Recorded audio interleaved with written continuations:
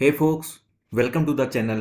तो आज से हम स्टार्ट कर रहे हैं बनाना अपना एक बहुत ही प्यारा सा प्रोजेक्ट जो है फूड ऑर्डरिंग ऐप। तो हम कुछ इस तरीके का बनाने वाले हैं जैसे हमारा ये स्विगी का ऐप है ना।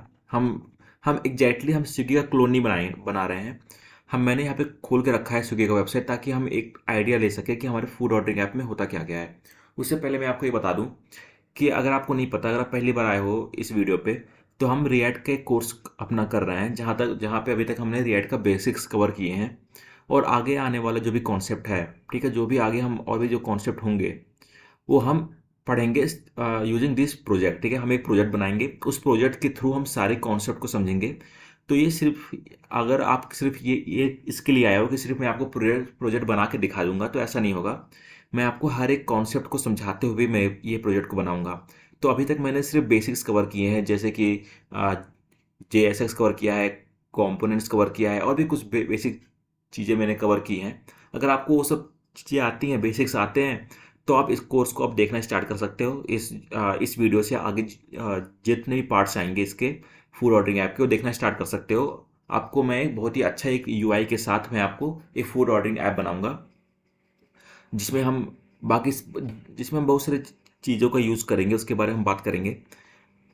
और साथ ही साथ में हम रिएक्ट के बाकी बचे हुए कॉन्सेप्ट को, जैसे हो गया हुक्स हो गया, और भी बहुत सारे हैं चीज़ें जिसके बारे में हम पढ़ेंगे। ठीक है, बहुत सारे हैं ऐसी चीज़ें हैं जिसको हमने भी देखा नहीं है, हर चीज़ को हम देखेंगे यूजिंग दिस इसके ऐप। तो एक तरीके का एक ट्यूटोरियल वीडियो ही होने वाला है ये, क्योंकि मैं हर एक कॉन्सेप्ट को समझाते हुए मैं आपको ये बनाऊंगा फूड डिलीवरी ऐप। ठीक है, तो हम बनाना स्टार्ट करते हैं। तो सिंपली अगर मैं बात करूँ एक फूड डिलीवरी ऐप में हमारे पास होता क्या क्या है, तो सपोज हमारे पास यहाँ हेडर है। ठीक है, हेडर में यहाँ पर हमारा लोगो है, और हमारे पास एक बॉडी है, और बॉडी के बाद नीचे हमारे पास क्या है, फुटर है। ठीक है, और बॉडी में क्या क्या है हमारे पास, बॉडी में हमारे कार्ड्स हैं। ठीक है, कुछ फूड्स के कार्ड्स हैं।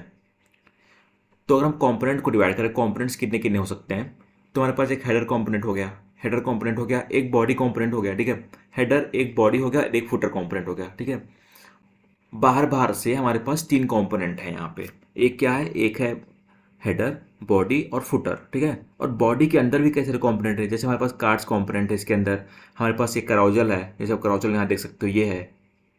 और भी बहुत सारी चीज़ें हैं। और जैसे हेडर में भी हमारे बहुत सारी चीज़ें हैं, जैसे हमारे पास कार्ट है और होम है, बहुत सारी होंगी चीज़ें यहाँ पर। ठीक है, तो हर एक चीज़ को हम देखेंगे।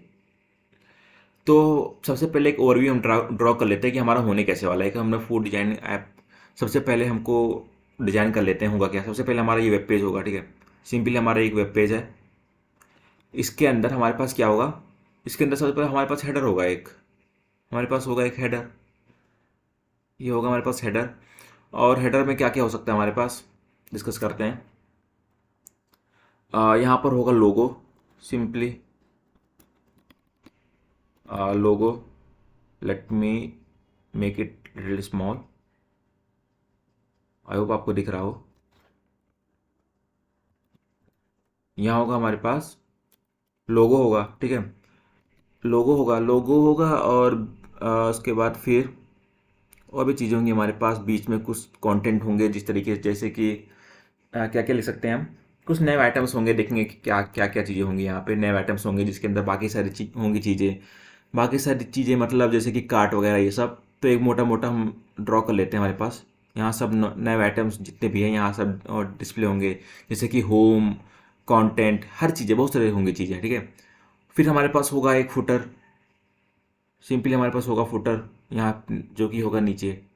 ठीक है, तो हमारे पास कितने कौन, और ये हमारा एक बॉडी होगा, एक हमारी ये बॉडी है।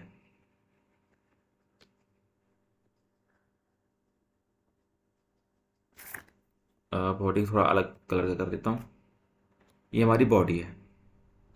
तो हमारे पास तीन कंपोनेंट आ गए। ठीक है, पहला क्या है, पहला हेडर, ये बॉडी और ये फुटर।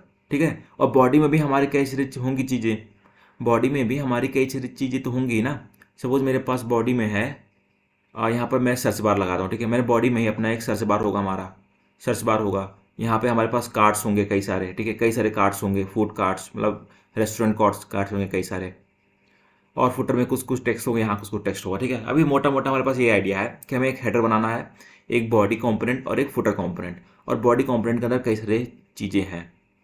ओके, तो अभी तक हमें इतना पता है, और हेडर के अंदर भी हमारे पास कुछ चीज़ें हैं यहाँ पर, तो हमारे पास इतना सब पता है। ठीक है, तो हम इसमें यूज़ क्या क्या करने वाले हैं टेक्नोलॉजी को। सिंपली हम रिएक्ट को तो यूज़ करेंगे ही, आपको पता ही है कि क्योंकि ये रिएक्ट कोर्स ही है तो हम रिएक्ट का यूज़ करेंगे। साथ ही साथ हम स्टाइलिंग में यूज़ करेंगे बूटस्ट्रैप का, हमें यूज़ करेंगे बूटस्ट्रैप का। अगर आपको बूटस्ट्रैप नहीं आता, बिल्कुल नहीं आती बूटस्ट्रैप, कोई दिक्कत नहीं, कोई भी दिक्कत नहीं, हम इसको काफ़ी अच्छी तरीके से पढ़ते हुए जाएंगे। ठीक है, काफ़ी अच्छी तरीके से हम पढ़ेंगे। और साथ ही साथ एक चीज़ और मैं आपको बता दूँ, मैं हम एक आ गए खाली ऐप में। तो अगर आप मेरा कोर्स फॉलो करो तो आपको पता होगा कि मैंने एक रिएक्ट ऐप को मैंने स्क्रैच से बना के सिखाया। ठीक है, कि हम रिएक्ट ऐप को स्क्रैच से कैसे बनाते हैं। एनपीएक्स जो क्रिएट रिएक्ट ऐप होता है उसको हम स्क्रैच से कैसे बनाते हैं, हम हर एक चीज़ को देखे थे, बंडलर वंडलर सब कुछ हमने देख लिया है। पर अब मैं आपको ये भी बताऊंगा कि हम एनपीएक्स क्रिएट रिएक्ट ऐप जो करते हैं उसके बेसिक, उसके बाद हम कैसे अपने ऐप को बना सकते हैं। क्योंकि अगर आप कोई भी अगर वेब ऐप बनाते हो ना, तो आप एनपीएक्स क्रिएट रिएक्ट ऐप ही करते हो बनाने के लिए उसको। तो मैं इसको भी आपको सिखाना चाहता हूँ, इसलिए मैं एनपीएक्स क्रिएट रिएक्ट ऐप किया मैंने, फिर कर दिया डॉट, और ये हमारे लिए रिएक्ट को इंस्टॉल कर देगा हमारे लिए सिंपली। ठीक है, तो ये जब इंस्टॉल हो जाता है तब तक मैं वेट करता हूँ, जब इंस्टॉल हो जाता है फिर वापस आते हैं। ओके, मेरे पास यहाँ पर एक एरर आ रहा है कि ये भी क्रिएट नहीं हो सकता। पता है, मैंने अपने प्रोजेक्ट का नाम लिखा रखा है खालो। क्या नाम रखा है मैंने? खालो नाम रखा है। अगर आपको पसंद ना हो आप चेंज कर सकते हो, मुझे काफ़ी ये यूनिक लगा खालो नाम। और मेरे पास एरर आ रहा है कि प्रोजेक्ट का नेम जो है वो यूआरएल फ्रेंडली होना चाहिए। तो हमारे पास कैप्स लेटर नहीं होना चाहिए, ये सब लेटर नहीं होना चाहिए। तो एक काम करता हूँ, मैं अपने नाम को चेंज करता हूँ।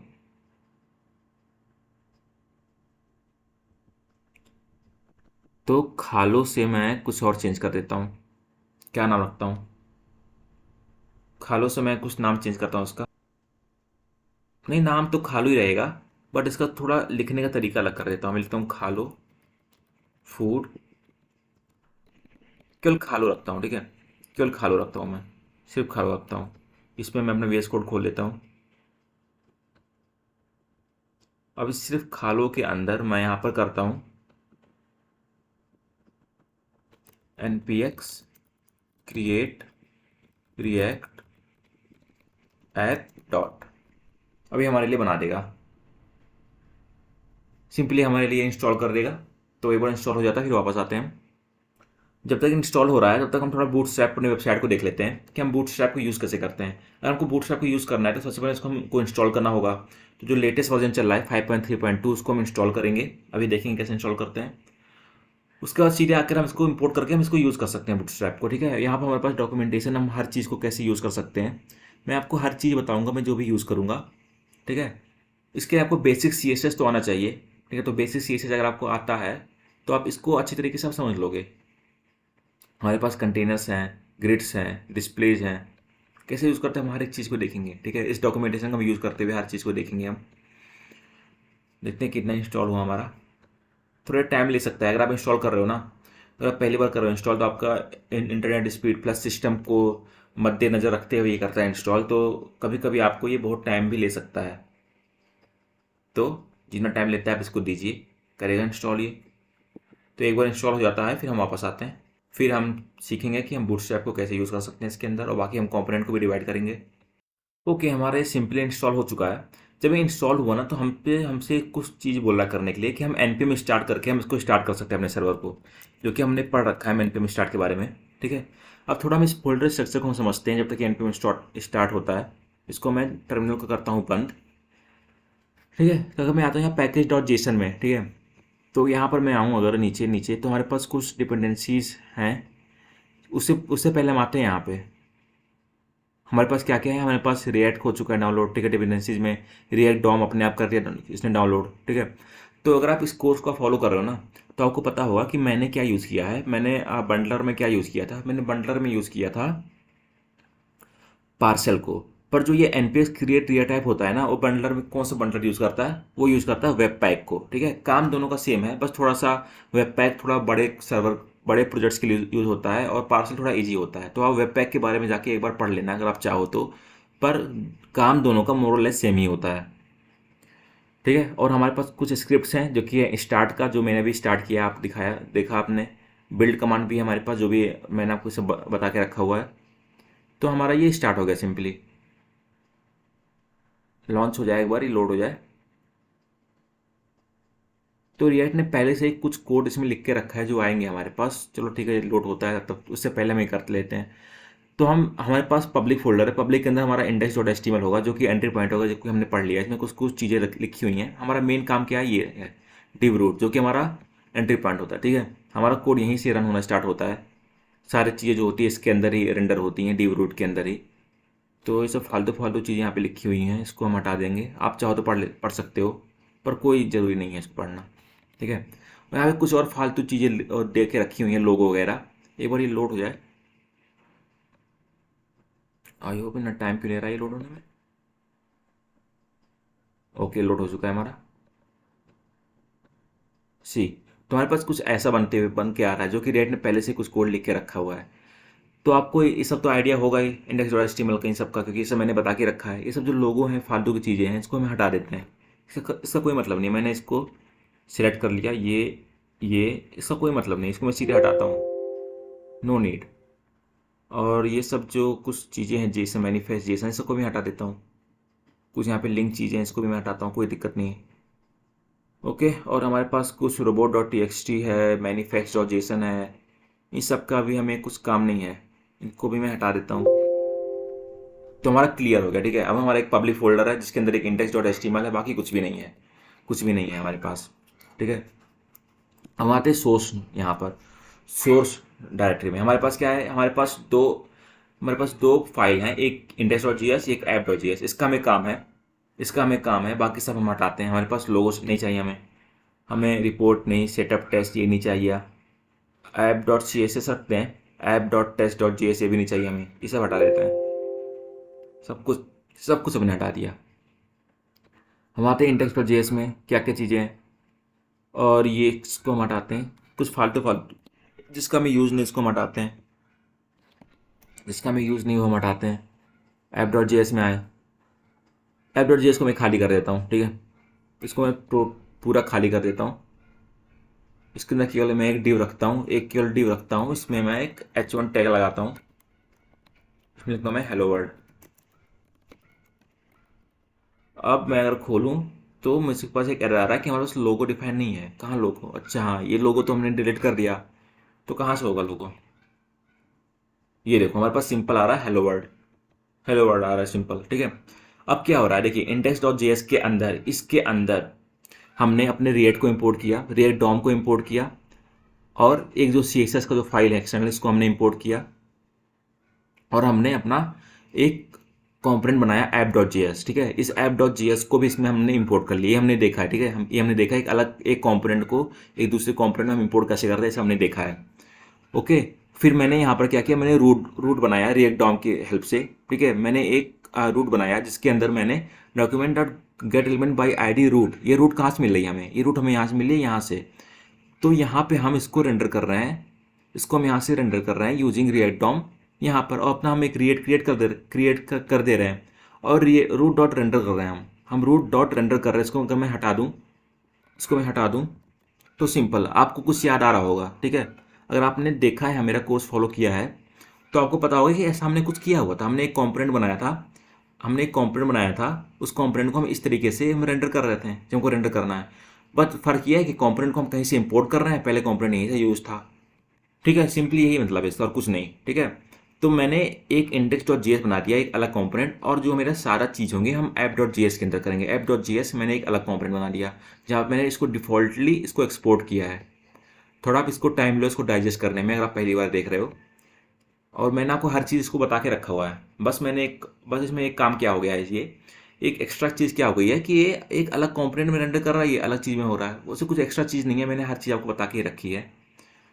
तो हम सारा काम जो होगा ना, हम सारा काम ऐप डॉट जेएस में करेंगे, मेन काम ऐप डॉट जेएस में करेंगे, जितने भी हमारे पास चीज़ें होंगी। ठीक है, तो सिंपल जो भी हम कुछ और कंपोनेंट को हम यहाँ पे बना लेते हैं। एक काम करता हूँ, मैं एक फोल्डर बनाता हूँ कंपोनेंट नाम का, कंपोनेंट्स। ओके, फोल्डर मैंने बना लिया सोर्स के अंदर।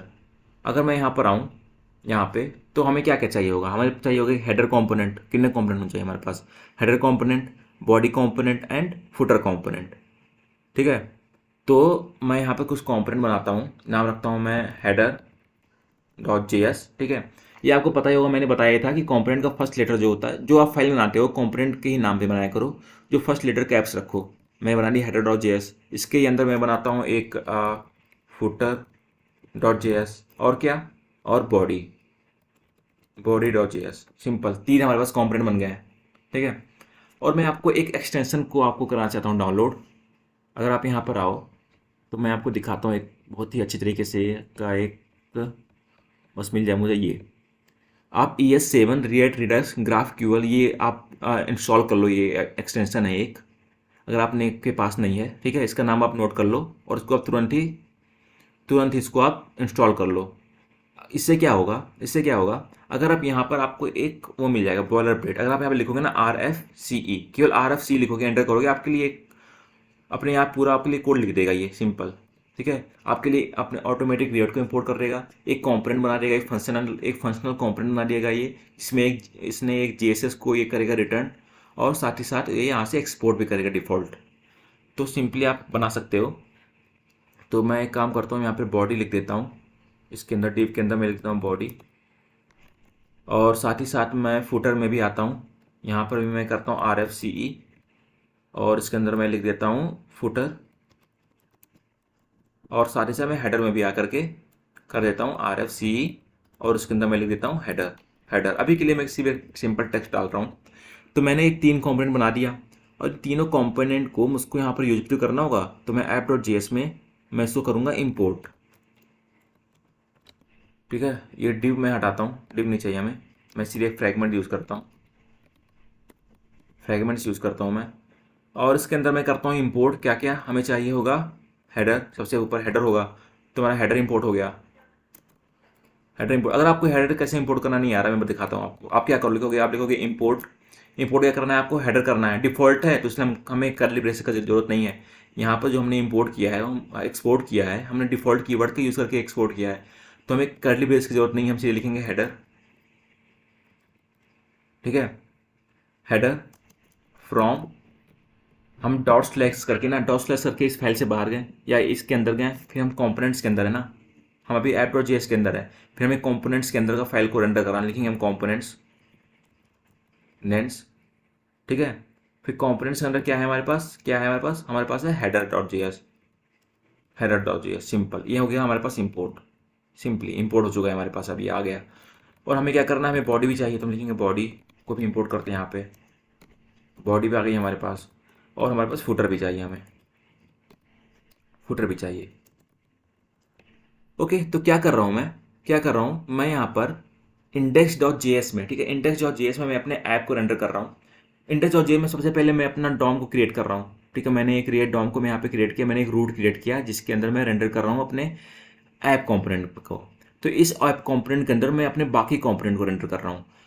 तो जो index.html है ना, जो हमारा जब कोड रन होगा तो आके ये देखेगा इसके अंदर, सॉरी इसके अंदर, रूट के अंदर तुरंत ही होगा। तो सबसे पहले देखेगा, ठीक है रूट में आया, हम रूट में आए, फिर रूट हमारा कहाँ रेंडर हो रहा है, हमें ये चेक करा कि हमारा रूट जो है वो रेंडर कहाँ हो रहा है। तो रूट जो हमारा रेंडर हो रहा है वो हो रहा है index.js के अंदर, इसके अंदर हो रहा है रेंडर। ठीक है, तो हम डॉक्यूमेंट को यहाँ पर रेंडर करते हैं, इसके अंदर जो भी हम डॉम को इंसर्ट कर रहे हैं, किसके थ्रू कर रहे हैं, हम रूट को रेंडर किसके थ्रू कर रहे हैं, हम इस कंपोनेंट के थ्रू कर रहे हैं। ठीक है, इस कंपोनेंट को हम कर रहे हैं रेंडर अपने रूट के अंदर। तो हमारे app.js के अंदर, इसके अंदर जो भी चीज़ें आएंगी वो चीज़ें इसके अंदर होंगी, ऐप कंपोनेंट के अंदर होंगी। तो ऐप कंपोनेंट के अंदर जो भी चीज़ें होंगी वो यहाँ पर रेंडर होंगी, ये दूसरी तरीके से समझ सकते हो। फिर ऐप.js के अंदर मैं 3 और कंपोनेंट को रेंडर कर रहा हूँ। ठीक है, तो आई होप आपको ये समझ में आ रहा हो। नहीं आएगा कुछ समझ में तो आप कमेंट करके पूछ लेना, या फिर एक बहुत ही ज़्यादा सिंपल चीज़ें हैं, अगर आपने कोर्स को फॉलो किया है तो आप काफ़ी अच्छी तरीके से इसको समझ सकते हो। नहीं किया है, आपको बेसिक्स आते हैं तो भी आप समझ सकते हैं क्योंकि आप सीख के आए हो। तो मैं अगर यहाँ पर आता हूँ, देखो हमारे पास हेडर, बॉडी और फुटर आ गया। ठीक है, तो हमारे पास एक सिंपल सा अभी सेटअप हो चुका है। हम हेडर पे काम करेंगे, बॉडी पे, फुटर पे, इन सब पे काम करेंगे। तो उससे पहले मैं आपको दिखाया था कि हम बूटस्ट्रैप को कैसे यूज़ कर सकेंगे। ठीक है, तो बूटस्ट्रैप यूज़ करने से पहले हमें बूटस्ट्रैप को इंस्टॉल भी करना होगा। तो हम बूटस्ट्रैप को इंस्टॉल करने के लिए हम यहाँ से करते हैं इसको कॉपी, इसको हमने किया कॉपी, और यहाँ पे मैं टर्मिनल में आकर के थोड़ा अपने मैं इससे बाहर आता हूँ, और मैं यहाँ पर इसको पेस्ट कर देता हूँ जो मैंने कॉपी किया, ताकि मेरा बूटस्ट्रैप हो गया इंस्टॉल अच्छी तरीके से, सिंपली इंस्टॉल हो जाए हमारा। तो हमारा ये हो गया इंस्टॉल, ठीक है। वापस हम सर्वर को स्टार्ट कर देते हैं। तो अगर आप इसको इंस्टॉल करके यूज़ नहीं करना चाहते, तो आप इसके सीरियल लिंक से भी आप इसको यूज़ कर सकते हो। अगर मैं जाऊँ यहाँ पे, अगर मैं इसके डॉक्स पे जाऊँ, यहाँ पे मैं जाऊँ डाउनलोड्स पे, तो आप सीधे इसका सीरियल लिंक का भी यूज़ कर सकते हो, सीरियल लिंक का भी आप यूज़ कर सकते हो। तो जो कि मैंने रिएक्ट में भी बताया था कि आप रिएक्ट को इंस्टॉल नहीं करना चाहते, आप सीरियल लिंक का भी यूज़ कर सकते हो। पर इसका प्रॉब्लम क्या होता है सीरियल लिंक में, कि अगर मान लो ये वर्जन आपका, अगर आप अपडेट होता है ना, वर्जन आपका अपडेट होता है, तो आपको वापस से आकर के इसको आप यहाँ से कॉपी करके वापस जल्दी जाकर उसको पेस्ट करना पड़ता है वहाँ पे। तो इसलिए ये सही होता है, npm इंस्टॉल करना सही होता है हमारे पास। तो एक बार इंस्टॉल हो जाए उसके बाद क्या करना पड़ेगा हमें, वो देखते हैं क्या लिखा है यहाँ पे कहीं पे। यहाँ पर यहाँ पर देखिए हमें ये बता रहा है कि जो हमारा नोड मॉड्यूल में, जैसे मैंने आपको एक चीज़ बताई थी पहले, कि जो भी हम npm के थ्रू जो भी हम चीज़ें इंस्टॉल करते हैं वो हमारा नोड मॉड्यूल उसके अंदर जाके स्टोर होता है। तो हमारे पास बूटस्ट्रैप भी यहाँ पर कहीं होगा। तो उसी बूटस्ट्रैप का इसने यहाँ फोल्डर स्ट्रक्चर बना के रखा है कि नोड मॉड्यूल में कैसे बनेंगे। हमारे पास ये बूटस्ट्रैप नाम का एक फोल्डर होगा जिसके अंदर हमारा CSS नाम का फाइल होगा, और इस CSS के अंदर ये सारे फाइल्स होंगे हमारे पास, और ये सारी चीज़ें होंगी हमारे पास, ठीक है। तो हमें इंपोर्ट करना होगा इस तरीके का यूज़ करके। तो हम बताते हैं, हमने इंपोर्ट कर लिया है। तो इसके अंदर चीज़ें हो उसको हमको इंपोर्ट करना हो, यहाँ पर उसको करते हैं इंपोर्ट। क्योंकि अगर हम यहाँ पे इंपोर्ट करेंगे तो हर जगह आ जाएगा हमारे पास, क्योंकि ये एक तरीके से मेन है ना, क्योंकि हम मेन ऐप को यहीं से कर रहे हैं रेंडर, तो मेन यही है। तो यहाँ पर मैं लिखता हूँ इंपोर्ट, जो मैं लिख रहा हूँ आप लिखिएगा, जो मैं लिख रहा हूँ वही आप लिखिएगा। तो मैं लिखता हूँ यहाँ पे इंपोर्ट, फिर bootstrap slash dist slash CSS slash bootstrap slash, bootstrap को स्लैश नहीं, bootstrap dot min dot CSS, ठीक है। ये आप इस तरीके से आप इसको इंपोर्ट कर लेना, फिर आप अपने बूटस्ट्रैप को यूज़ कर सकते हो सिंपली। और ये कहाँ कैसे हुआ, हम यहाँ गए नोड मॉड्यूल के अंदर, अगर मैं आऊँ नीचे यहाँ पे कहीं देखूँ, हमें बूटस्ट्रैप मिल जाना चाहिए। बूटस्ट्रैप यहाँ पर है, बूटस्ट्रैप इसके अंदर डिस्ट है, देखिए बूटस्ट्रैप के अंदर डिस्ट इसके अंदर CSS होगा, ये इसके अंदर CSS, और हमारे पास बूटस्ट्रैप मिन, देखिए बूटस्ट्रैप मिन डॉट CSS भी हमारे पास यहाँ पर है। तो हमने सिंपली यहाँ से इसको इंपोर्ट कर लिया, और यहाँ पे सारे देखिए कितने सारे CSS यहाँ पे लिखे हुए हैं, देखिए सारे कितने सारे CSS हमारे लिए पहले से लिख दिया है। तो बूटस्ट्रैप फ्रेमवर्क इसीलिए यूज होता है कि पहले से हमारे लिए कोड लिख के रखे हैं, बस हमें इसको यूज़ करना है। हमारे पास और भी है मीन्स ऑफ CSS एंड मैट, बहुत सारे CSS हमारे लिए पहले से लिख के रखे हैं। अब हम इसको क्या करना है, सीधे इसको केवल यूज़ करना है। मैं अपने नोड मॉडल को बंद कर देता हूँ, काफ़ी बड़ा हो चुका है ये। ओके, तो हमने कर दिया इंपोर्ट, अब हम इसको कर सकते हैं यूज़। तो क्या करें, हम सबसे पहले हम बनाएंगे अपने हेडर को, सबसे पहले हम डिजाइन करेंगे अपने हेडर को, फिर हम डिजाइन करेंगे बॉडी को, फिर फुटर को, ठीक है। बॉडी बहुत ही बड़ा कॉन्सेप्ट है, तो जो बॉडी हम डिजाइन करेंगे बाकी चीज़ें हम देखेंगे।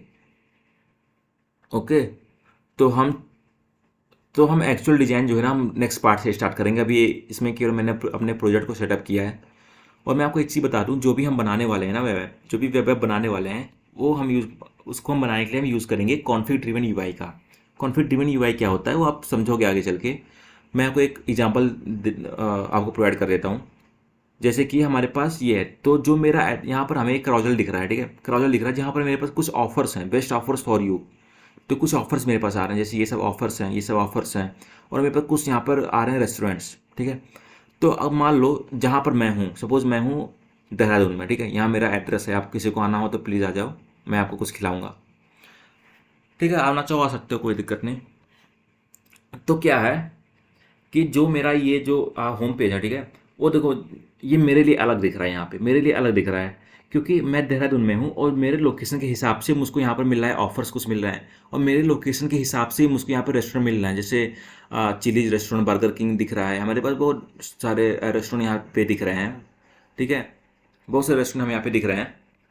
और भी कई सारे यहाँ पर हैदराबादी बिरयानी, वाह मज़ा आ गया, ठीक है, बहुत सारी चीज़ें हम यहाँ पे दिख रहे हैं हमें।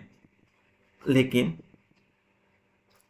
अगर आप खोलो इसको, अगर आप खोलोगे इसको, तो आपको शायद ये ऑफ़र ना दिखे, आपको कुछ और ऑफ़र दिखे, आपके लोकेशन के हिसाब से आपको वहाँ पे ऑफ़र मिले, आपके लोकेशन के हिसाब से आपको यहाँ पर डिशेज़ या रेस्टोरेंट शो हों। तो सबके लिए सबके लोकेशन के हिसाब से अलग-अलग शो होगा, ठीक है?